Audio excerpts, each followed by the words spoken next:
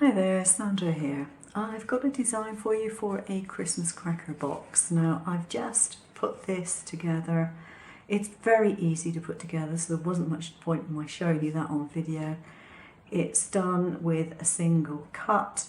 You just put the tabs under the lead edge and you end up with that. The score lines are in the file, although if you can't do them on your machine, then you'll have to do them by hand. But because they've been given to you anyway, you can see where they actually need to go. It's pretty self-explanatory. So what happens when you've done it, you can actually just press this in and you have your cracker.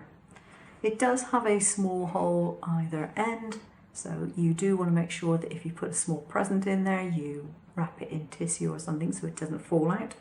And obviously, if you want it to be a real surprise, and then put some shredded paper or tissue in either end so no one can see what's inside.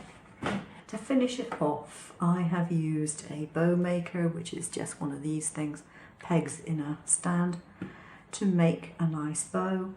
I find it very difficult to do nice bows when I'm actually tying something shut.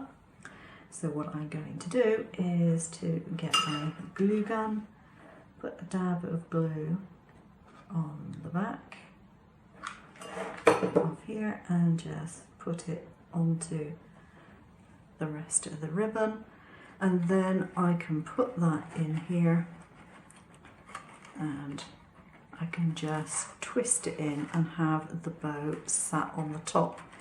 You do not want to tie a really tight bow on here, because if you do, you will break the card in the center.